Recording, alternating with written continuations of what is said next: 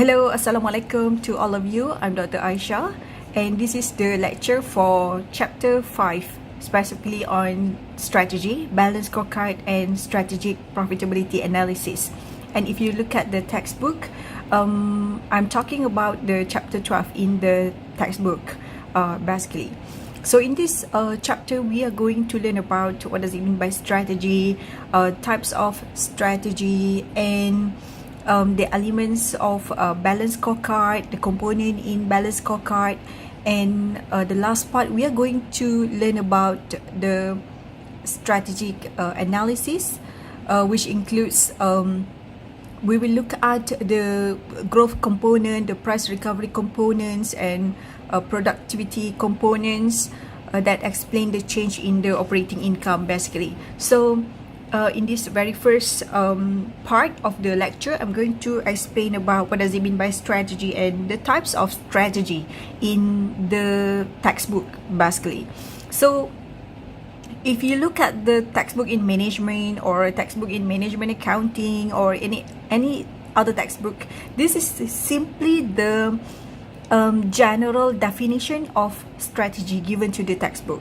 Strategy basically specifies how an organization matches its own capabilities with the opportunities. So this is the two key here, capabilities and opportunities, which means the organization have to match between these capabilities and opportunities, which means if they have capabilities but don't have an opportunity, then they cannot, the strategy will not work, okay, in the marketplace to accomplish its objective. So for example, if you for example, you have a capability to produce a good pisang goreng, for example, but if you don't have an opportunity, where is the place for you to sell the products, then the strategy for you to get for you to improve your financial status, for example, is not going to work.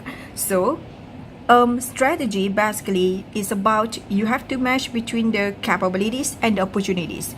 So sometimes, for example, you have a, like you have been given a shop lot for you to run a business, but at the same time you don't have a capability. You may have an opportunity in the sense that you will be given for free, for example, the shop lot for you to run the business by your father. But if you don't have a capability to run the business, to operate the business, so obviously the strategy of how you can improve your financial status is not going to work. So that's why strategy basically specifies on, you look at these two areas, the capabilities as well as the opportunities in the marketplace in order to achieve the objective.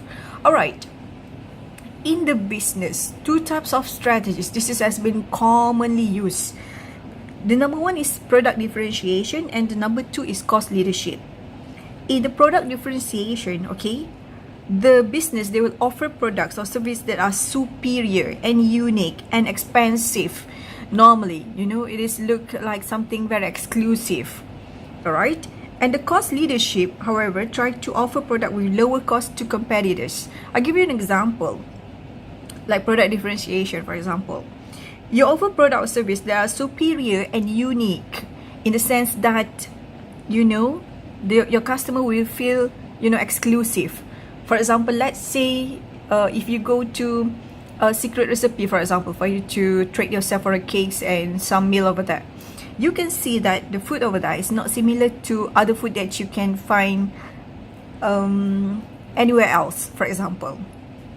So by doing, by giving or by offering the customers with more unique products, some of the case you can't make it at home, and some of the case you cannot get it from pasar malam, for example, and it is just exclusive at that particular restaurant, for example. So that is product differentiation.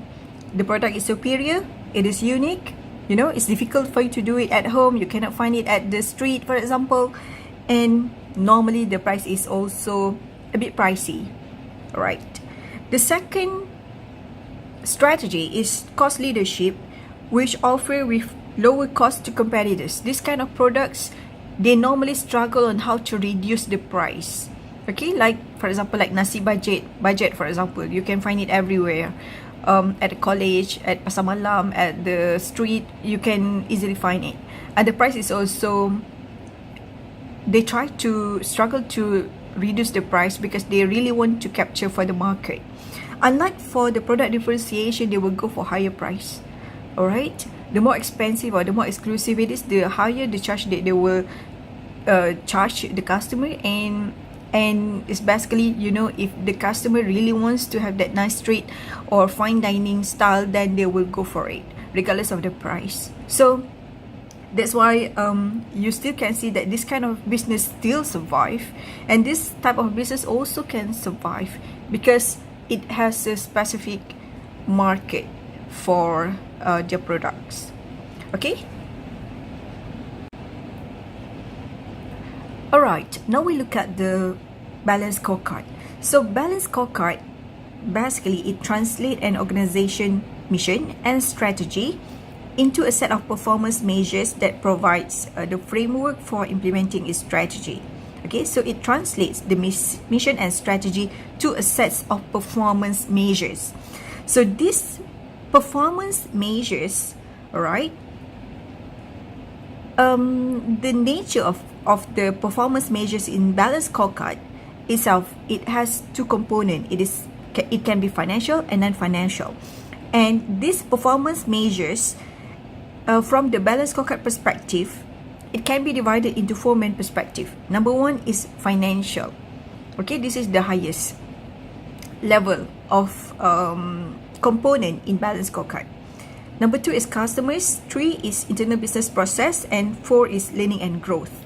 Financial is always related to the profits, on how to improve the profits and value, okay, for the shareholders basically.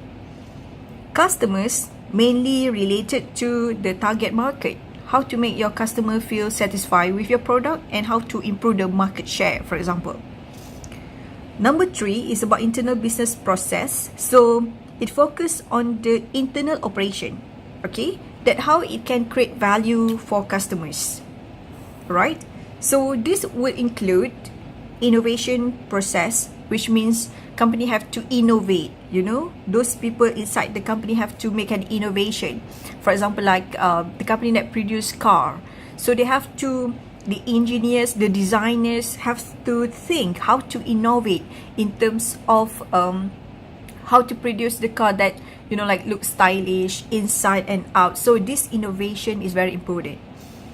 And the operation of the process also, they have to make sure it runs smoothly. And other than that, the post-sale service process also important. Okay, for example, like say if you buy a car, then you expect that the post-sale service should be good, in the sense that if you want to service the car, you want to change the engine oil, or you want to make you know, your car need a maintenance, so you need to make sure that the post-sale service of the company is good, so it makes things or life easier for you. So that's basically the internal business process the company have to improve from time to time. Number four is learning and growth, where the people and system capabilities that support operations. So those people inside the company, you have to provide with the sufficient training, learning, okay, and growth in order for them to improve their knowledge from time to time, because they have to cope. This learning and growth is expected to improve the internal business process. How can you expect that the employee will come up with innovative creation or creativity if you didn't provide them with learning and, you know, like training, for example? So that's why learning and growth is also important for you to boost up the creativity level of the employee, make sure that they can create a good innovation for the products. And this will basically improve customer satisfaction later on. You know, the innovation that you created might be helpful to the customers, might be useful for them, beneficial for them, in the sense that they will be very happy with the product and they will satisfy with the product. All right, and this will finally improve the financial or the profitability of the company basically. So the aim of this four component is basically to improve the financial at the end of the day. All right, by increasing the profit of the company basically. Okay, The strategic analysis of operating income as something that we are going to learn in this topic. It comprises of three main components. Number one is growth component. Number two, price recovery component. And number three is productivity component. And these are basically normally what we call it as a definition about growth component. It measures the change in operating income attributable solely to the change in quantity of output sold. Price recovery is always about the price, okay, changes in the price of the input and output. Productivity, change in cost attributable to change in the quantity of input used relative to the quantity of input that would have been used in 2016 to produce 2017 output. So if you look at this definition, it might be a little bit scary, but it's okay because you will have a formula. Alright, it will be translated, it will be manifested in the forms of formula, and you can simply understand if you look at the formula and you can memorize it. Alright, now we are going to look at the question, okay, related to this topic basically. Alright, now we look at this example. Gina & Co. buys t-shirt in bulk, applies its own trend-setting silkscreen designs, and then sells the shirt to a number of retailers. So Gina basically buys t-shirt in large quantity. Normally it's the plain t-shirt basically, but after that it applies its own trend-setting silkscreen design. It makes its own special design on the t-shirt. Okay, so it is something that, you know, like trend-setting, so something that the market will like it. You know, it is viral, for example. Okay, and then sell the t-shirt to a number of retailers. Gina wants to be known for its trend-setting design. So the design is special, is exclusive basically. And it wants every teenager to be seen in this distinctive Gina t-shirt. So this is something, you know, like looks cool or looks special for the teenagers to wear, and it seems that everyone wants to wear it. It has been viral, you know, on the social media. So basically this shirt is a special design shirt, and it is unique. Gina presents the following data for the first 2 years of operation, 2016 and 2017. Okay, so here is basically the information. Number of t-shirt purchased, 215,000. For 2017, 245,000. Number of t-shirt discarded. Okay, number of t-shirt discarded means that you cannot use it. You have to get rid of it. Because you buy it in bulk. We don't know. Sometimes it has been discarded because of the process. You know, once they want to apply the design, sometimes there's a problem with that. So the t-shirt became defective, and they have to get rid. They have to remove that from the line. And it seems that number of t-shirts sold, although the number of t-shirt purchased is 215,000, number of t-shirts sold is just 200,000. So as for 2017, 245,000 and 225,000. The average selling price, alright, 30 and 31. Average cost per shirt is 15 and 13. Administrative capacity, number of customers, 4500, 4250. So this is actually the capacity that they have. Okay, and the maximum capacity that they have, where they can actually serve the 4,500 of customers. Okay, and as for 2017, the capacity that they have, they actually can serve to 4,250 of customers. Okay, administrative cost is 1633,500 and 1593750, and the administrative cost per customer, okay, if you divide row 7 with row 6, we can get here 363 and 375. We divide this with this, divide this with this, then we can get here administrative cost per customer.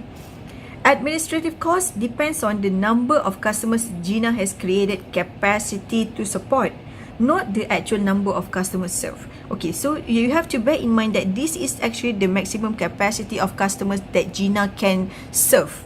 Alright, the actual customers, Gina had 3600 customers in 2016 and 3500 customers in 2017. Alright, so As for the question here, is Gina's strategy one of the product differentiation or cost leadership? Explain briefly. Describe briefly the key measures Gina should include in balanced scorecard and the reason for doing so.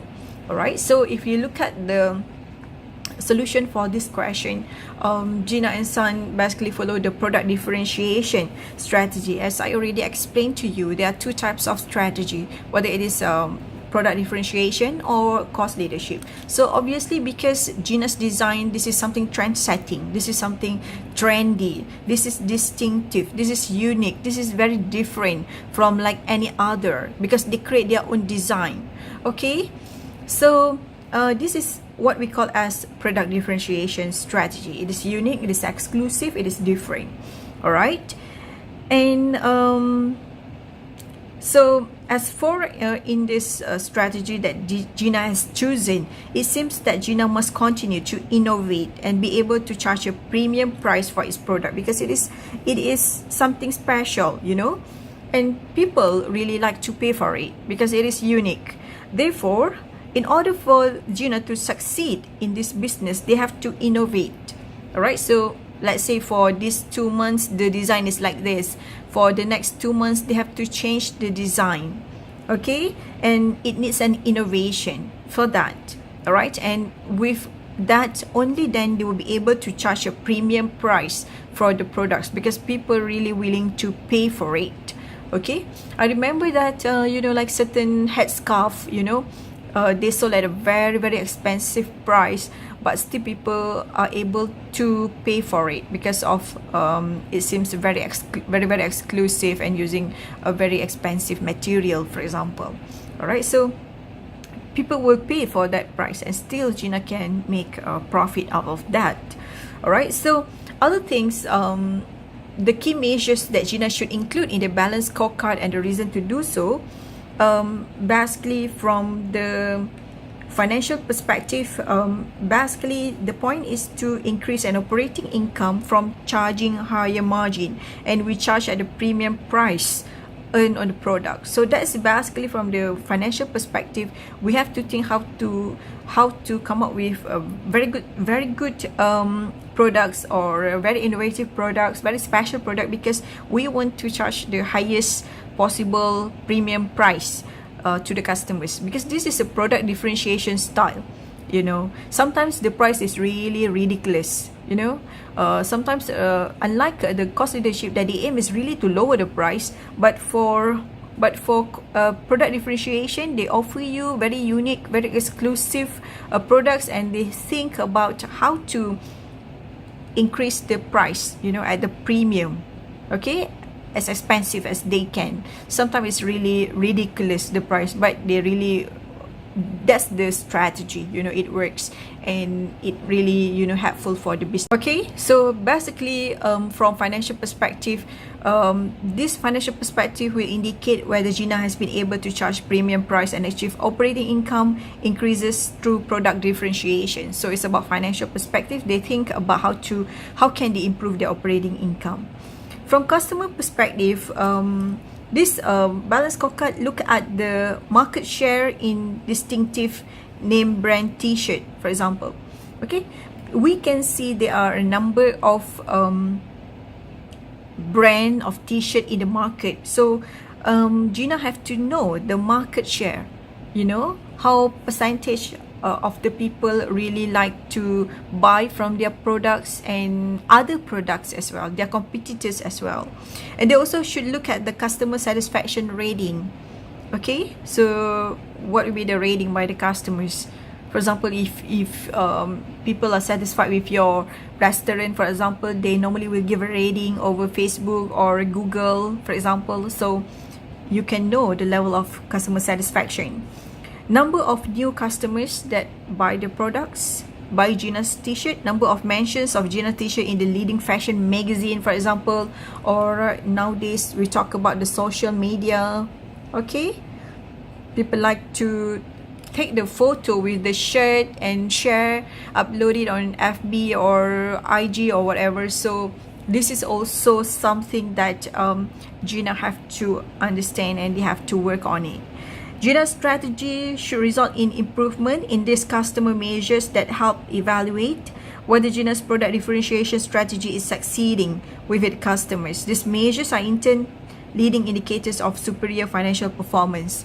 So they have to work on this. They have to make sure that the customer satisfaction rating is high, number of new customers increase, numbers of mention in social media increase, in the leading fashion magazine increase. Because all of these things, high market share, etc., this will lead to the improvement in the financial perspective. Okay, next is internal business process perspective, where it's all about the internal process of the company. Gina have to make sure that the quality of the silk screen, number of colors, the glitter, durability of the design, frequency of the new design. They have to come up with a new design from time to time. Okay, they cannot just simply release one design only. No, in order for them to survive, they have to innovate the new design from time to time. All right. Time between concept and delivery of design, how long it takes for them to design a new design, for example. All right, otherwise it will be boring for the customers to wait too long, for example. Improvement in these measures are expected to result in more distinctive and trend-setting design delivered to its customer, and in turn superior financial performance. So basically, this internal process will make the customer feel happy, will satisfy the customer, and once the customer is happy with the products, the customer feels satisfied with the quality of the design, etc. So it basically will increase the financial perspective. That is the profitability of the company.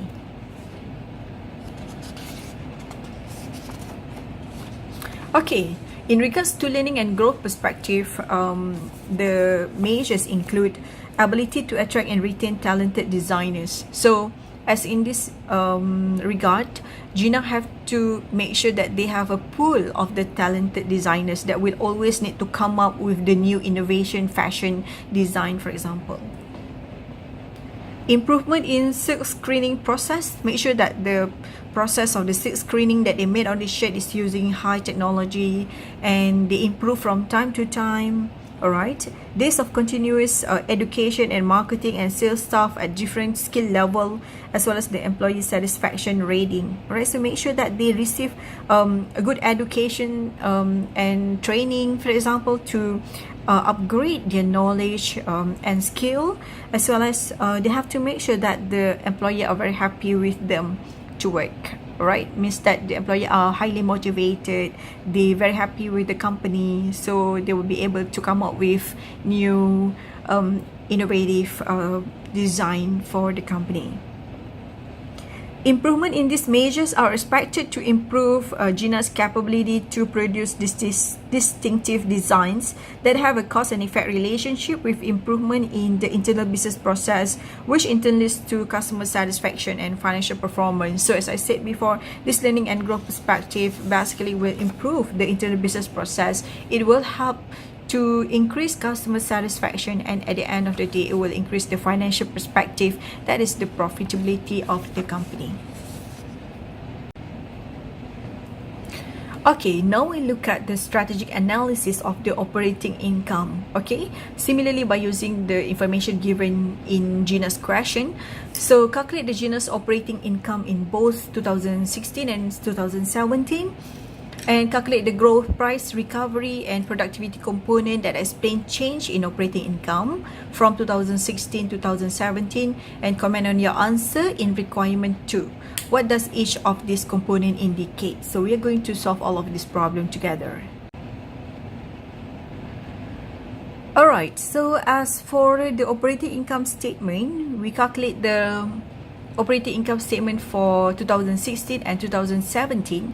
Revenue is 30. Okay, so 30 is actually the price, right, of the shirt, the selling price of the shirt for 2000.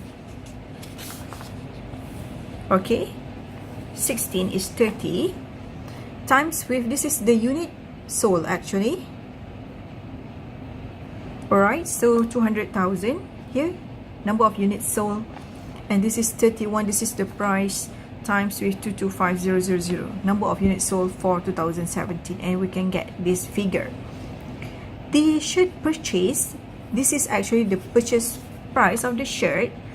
Alright, that is 15 and 13 respectively, and the number of purchase is 2415000 and 245, this figure basically. Okay, so we come up with this. And the administrative cost is given also in the question, 1633500, okay, and this one 593. Alright, so total cost is this, and if we minus this revenue minus with the total cost, then we can get here the operating income, okay, of 1141500 and 2196250. And the change in operating income means that for both years they are making good profit. Alright, and it seems that in 2017 it is higher than in 2016 basically, and the difference is 1054750. Okay, so it seems that basically by using naked eyes we can see that there is an increase in the profitability, in the operating income from the year 2016 to the year 2017 of Gina business, means that they are making a good progress.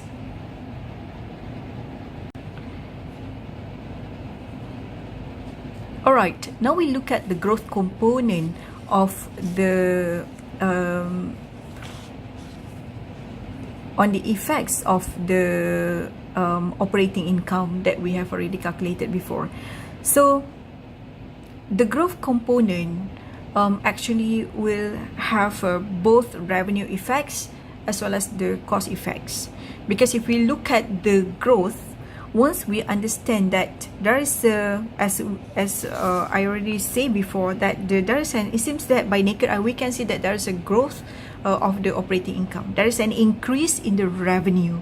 Okay, here we can see that there is an increase in the revenue, and this actually means that when there is an increase in the revenue, all right, we want to know actually on how much is actually the growth effect of the revenue. So once the revenue increase, we also have to know that the cost also will be increased.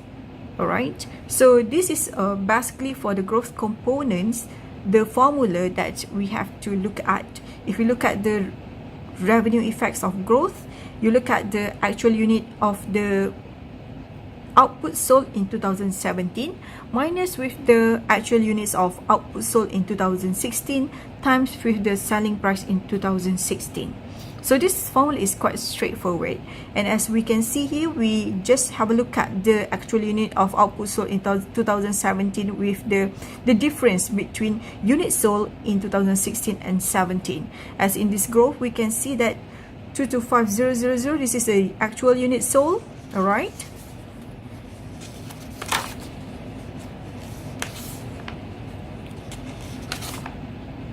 All right,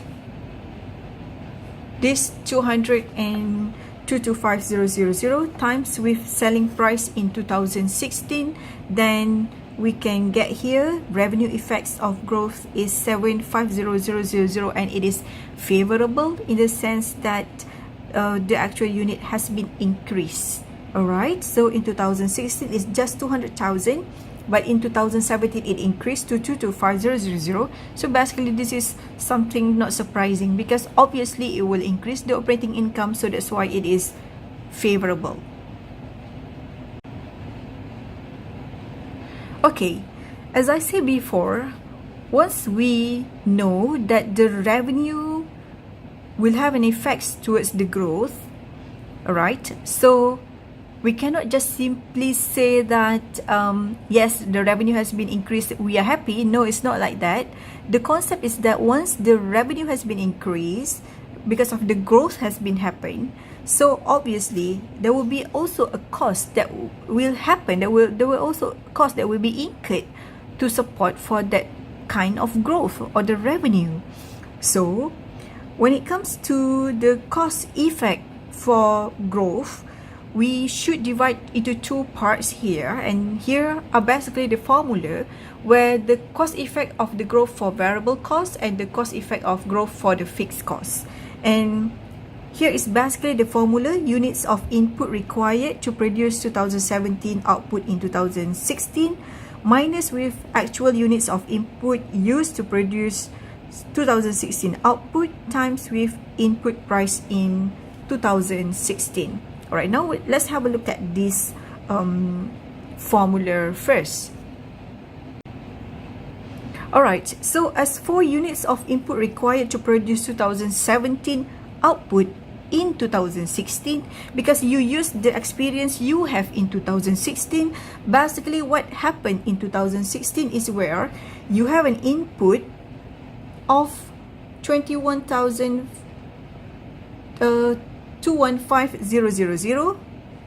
Alright, this is your input, and your output, alright, that is your input. Your output is 200,000. This is what happened to you in 2016. Okay, input 215,000. Okay, and output 200,000. Alright, so as in 2016, I repeat again, the input is 21,500, 215,000, and the output is 200,000. And for the year 2017, as the output that the company sell was 225,000, which means what will be the input for this production, right? So as if that you already have a gesture within you, you already have an experience in you, in the sense that with 215,000, the output is 200,000. So if the output is 225,000, what will be supposed to be the input in the year 2017? And this is actually something that, you know, units of input required to produce 2017 output in 2016 means that you are using the experience you have currently in 2016 in hand. Okay, so basically for us to get this figure, you know, you can use several types of calculation that you might be comfortable in mathematics, or you can use as if that, you know, like we have some other calculations shown to you in the solution. Okay, or you can use, you know, whatever logic that you can have in order for you to get this figure. So as we see before, that the input is 215,000 and the output is 200,000. So we can, you know, use like simple calculation. For example, let's say we want to know for one output, what will be the input here. Okay, so as in here, we have 200,000. If we divide it with 200,000, we can get here 1. Alright, so here, if we divide it with 200,000, okay, we can get here 1.075. So the rating is like, the ratio is like 1 output, means that the input unit is 1.075.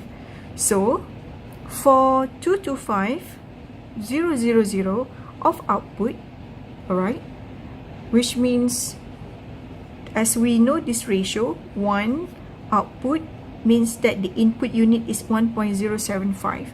So 225,000 of output for 2017, let's say we times here 1.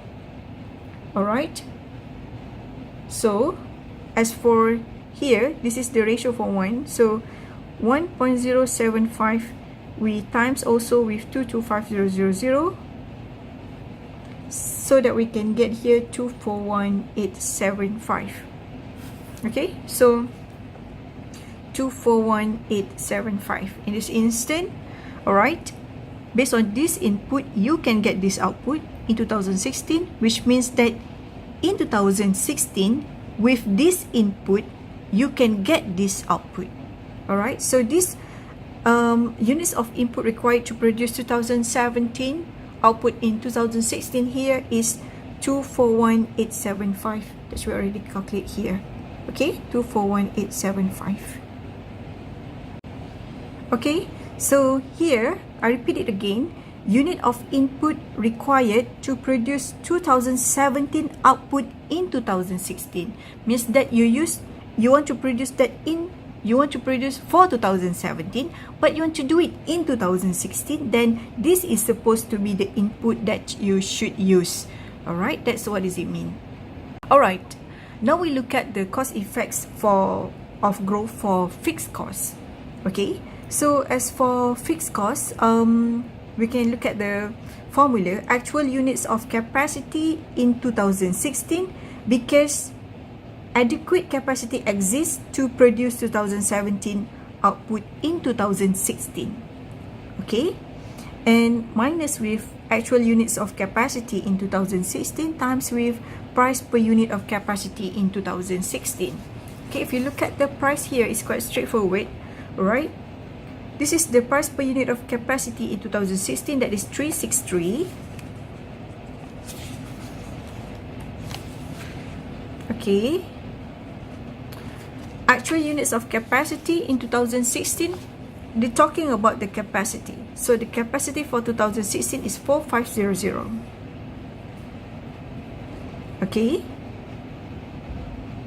and the actual units of capacity in 2016, because adequate capacity exists to produce 2017 output in 2016.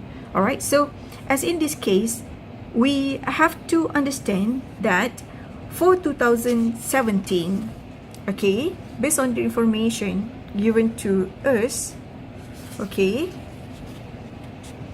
the number of customers that they serve, right, in 2017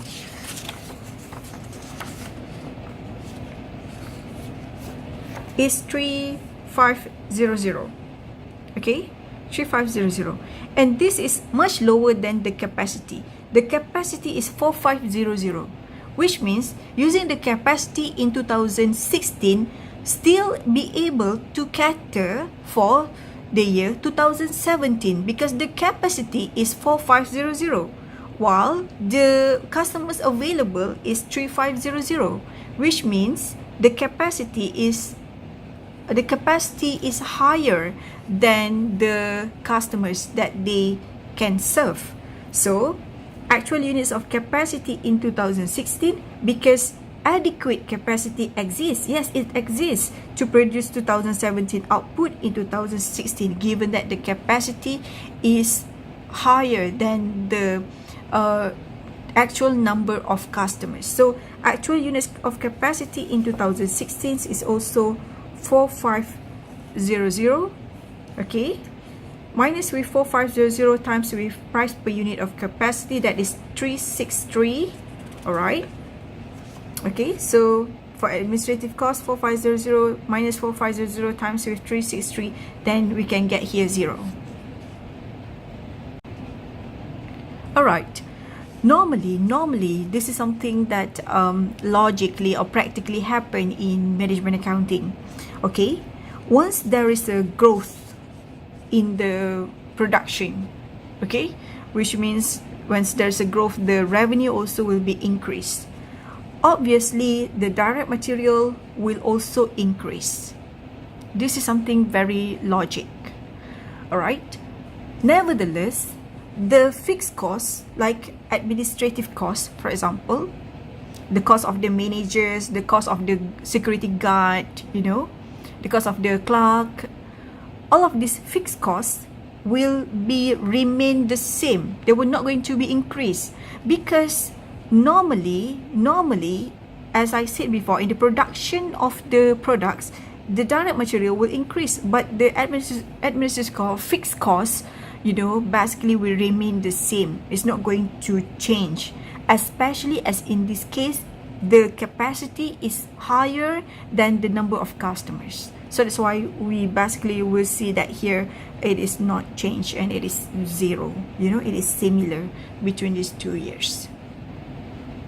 Okay. Okay, so the cost effect of growth components, all right, this is cost. Obviously it is unfavorable because there is an increase in cost, all right, plus with 0. So this is the cost effects of growth that is unfavorable, that is 403125.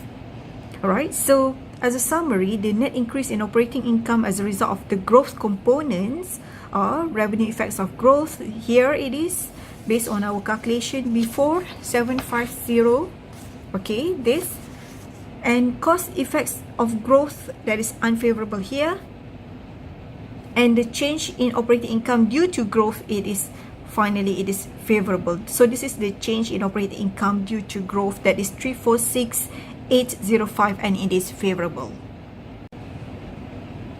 Okay, now we look at the price recovery components. It is quite straightforward in these price recovery components. Revenue effects of the price recovery, selling price in 2017 minus selling price in 2016 times with actual unit of output sold in 2017. Okay, so 31, this is the price, minus with 30 and times with 225000 unit, and you can get here this is favorable. Okay, so the selling price has been increased, the revenue has been increased, so this will actually bring positive effects to the operating income, so that's why it is favorable. Okay, so this is the formula for cost effect of price recovery for variable costs, as well as cost effect of price recovery for fixed costs. And here basically the formula, and I think it is quite straightforward. You can just simply get the input price in 2017, that is 13, input price in 2016, that is 15, and times of input required to produce 2017 output in 2016. So this is actually get back to our calculation here. All right, 241875. All right, and given that this is actually okay, so the input price in 2017 it is lower, it is 13. All right, so in 2016 it is higher, that is 15. So that's why the direct material cost is lower in 2017 compared to 2016. So that's why it is favorable. Okay. All right, similar to that, we look at the cost effects of the price recovery for fixed costs. Price per unit of capacity for 2017 is 375, higher than 2016, where 2016 the cost per unit for the administrative cost is 363. So that's why we can get here unfavorable, because 2017 is higher than 2016. So this cost is increasing, which means it will lower the operating income, so that's why it is unfavorable. All right, so if we make this calculation, this is favorable minus with this, so that we can get here favorable total cost effect of price recovery component. All right, and again, once we calculate for this effect, we have to get both revenue effects as well as cost effects. So the revenue effects is 225 here, minus with all right, so this is favorable. Okay, this is favorable, and this is also favorable, so the cost effects is also favorable, so we have to add both together, and we can get change in operating income due to price recovery is also favorable. Okay, so next is about the productivity component. Okay,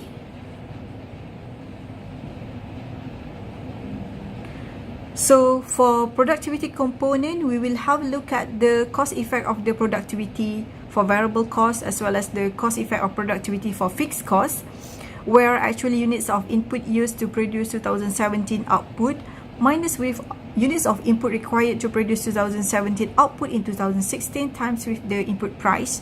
As for the cost effect of productivity for fixed costs, actual units of capacity in 2017 minus with actual unit of capacity in 2016, because adequate capacity exists to produce 2017 output in 2016, times with price per unit of capacity in 2017.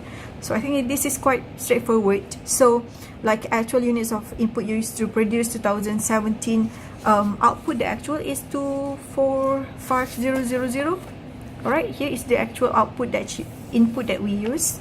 All right, 245000 minus with units of input required to produce 2017 output in 2016. So this is, we look at our calculation before, this 241875.